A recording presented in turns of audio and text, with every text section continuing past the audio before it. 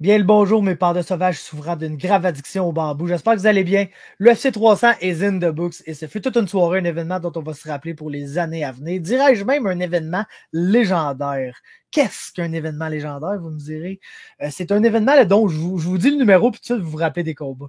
Genre UFC 189. Si je vous dis ça, tout de suite, vous dites Robbie Lawler, Rory McDonald 2. Conor McGregor, Chad Mendes. Si je vous dis UFC 217, tout de suite, GSP Bisping, Joanna Tuggerose, Cody Garbrandt, TJ Dillashaw. Vous avez les combats en tête là, immédiatement. Ça, c'est un événement légendaire. Mais pour avoir un événement considéré légendaire, selon moi, il y a plusieurs conditions qui doivent être remplies. On doit avoir des knockouts brutaux, des knockouts dont on va se rappeler pour longtemps. Des soumissions, c'est une partie du sport très importante. On doit au moins avoir de belles soumissions, du moins d'excellentes tentatives de soumission sur cette carte-là.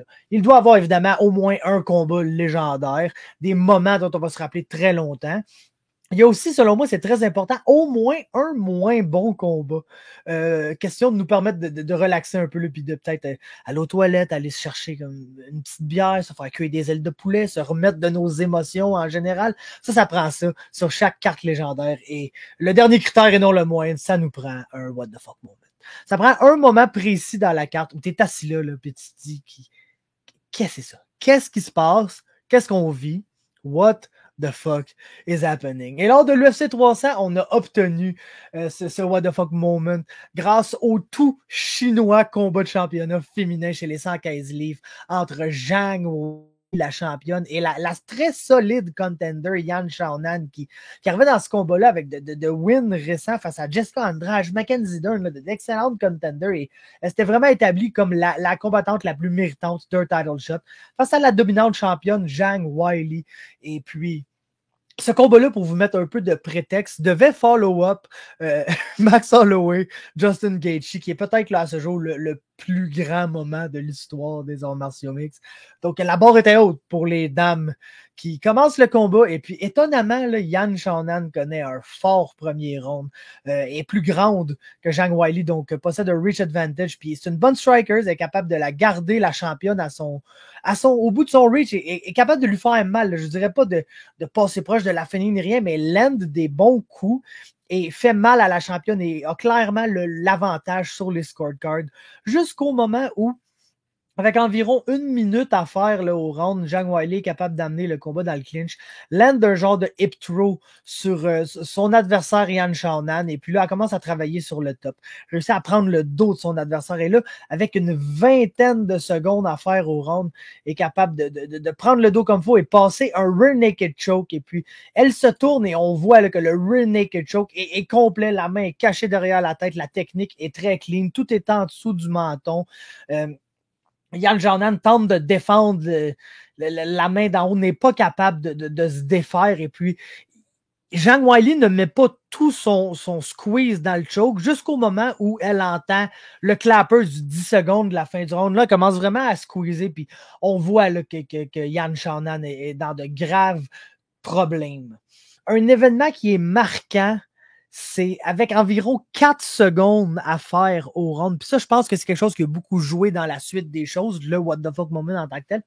Avec 4 secondes à faire avant la fin du round, on voit l'arbitre Jason Herzog qui vient toucher à la main de Yan Xiaonan, qui ça fait déjà une bonne quinzaine de secondes qui est dans un choke complètement appliqué, puis il vient toucher sa main, voir s'il y a de la résistance, voir si elle dort, et puis il y a de la résistance. Il voit que Yan Xiaonan, avec 4 secondes à faire au round, est encore là, est encore présente d'esprit. Le round sonne, et quand Weili Zhang laisse aller Yan Xiaonan ici, on voit qu'il y a quelque chose qui cloche. Là. Yan Xiaonan est complètement molle et flop around de façon très étrange là, en général. La photo qui est la meilleure, c'est celle-là. Ici, là, on voit Weili Zhang est pris en dessous de Yan Xiaonan. Puis Yan Xiaonan a l'air de dormir, les gars. Là. Elle a vraiment l'air d'être pass out. Donc, l'arbitre intervient, évidemment, mais rapidement, le Yan Xiaonan revient à elle, tente de se relever, mais c'est laborieux. Là. Elle stumble around, elle trébuche en tentant de se relever.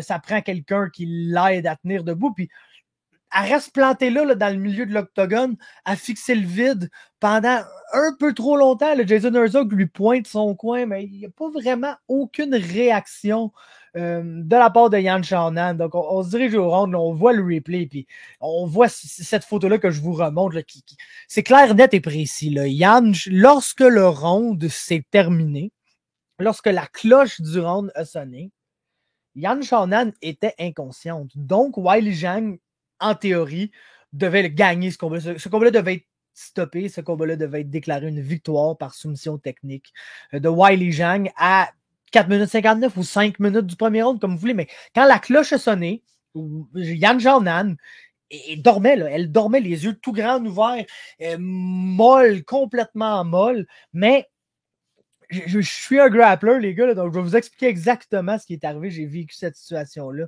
à plusieurs reprises parce que, en fait, j'ai découvert un truc là, en Jiu-Jitsu qui est le truc de la musique. Quand vous pratiquez le grappling puis il y a de la musique qui joue, si vous vous retrouvez dans un choke, puis que le choke est appliqué, le squeeze est in, puis là, vous sentez que d'un, vous n'êtes pas capable de respirer, puis il y a de moins en moins de sang qui se rend à votre cerveau. La musique va être de plus en plus floue à vos oreilles. Puis à un moment donné, là, je vous niaise pas, la musique va juste sonner là, comme pip.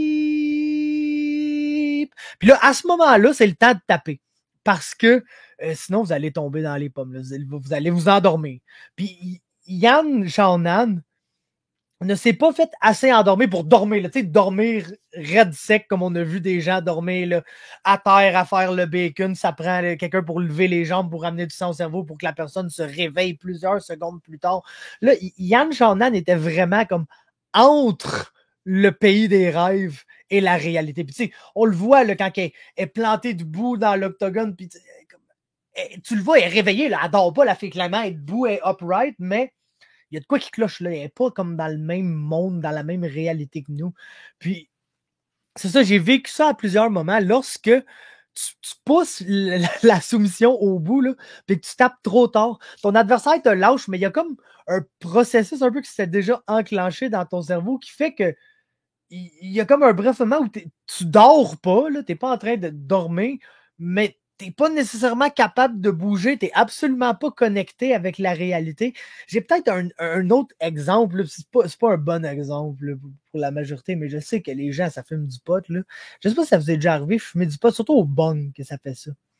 Puis là, tu prends une puff, puis là, pour une raison ou une autre, tu gardes ta puff de cannabis dans toi. Puis là, tu la gardes trop longtemps. Puis là, tu deviens un peu désir, là, puis comme t'as pas l'impression que tu vas tomber dans les pommes, mais t'as un genre de mini blackout là, de quelques instants parce que t'as gardé ta puff trop longtemps. C'est la même chose. C'est le même sentiment quand tu passes à ça, de t'endormir à cause d'un choke. Puis c'est exactement ça qui est arrivé là, avec Yan Xiaonan ici.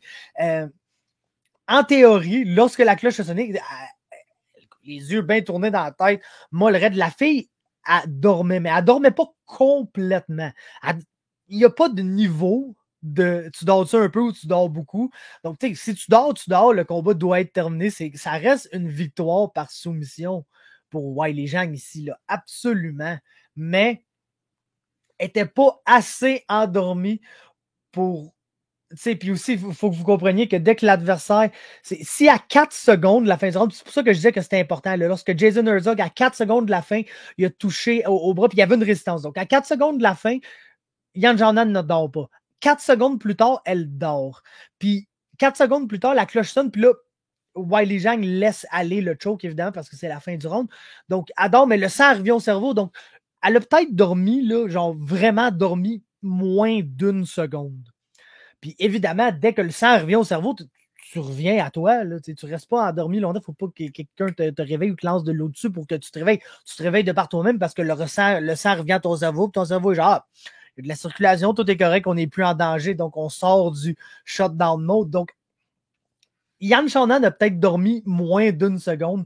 Elle est revenue à ses sens tout de suite, mais elle était comme un peu entre le sommeil et la réalité, là, dans le genre de ouh, j'étais un peu désy. Un autre exemple, c'est quand vous jouez aux jeux vidéo, quand tu es à Call of Duty, là, tu manges une coupe de balles, puis là, ton écran devient un peu blurry avec du rouge, là, puis là, t'entends un bip. C'est à peu près ça. C'est dans l'état que Yan Xiaonan était. Et puis, elle réussit à se rendre dans son coin, ils mettent de l'eau dans la face, et ils réussissent à la ramener à la vie. Puis c'est pas compliqué, c'est pas comme un knockout, ça, les gars, aussi. Là. Faut que je vous explique, c'est vraiment pas comme un knockout. Ça m'est déjà arrivé de me faire soumettre dans un coup de jiu. Je suis tombé endormi bien raide, là, genre dormi les jambes dans les airs, puis tout. Puis tu te réveilles, puis t'es capable de continuer à rouler après. Là, c'est pas comme si tu viens de manger un punch, puis tout le restant de ta soirée, tu te demandes, t'es juste vraiment mêlé noir pendant 5 à 10 secondes, je dirais. Puis après ça, tu reviens, puis là, rapidement, t'es genre, OK, je suis en train de rouler, je me suis fait pogner dans telle soumission, puis là, je suis tombé endormi.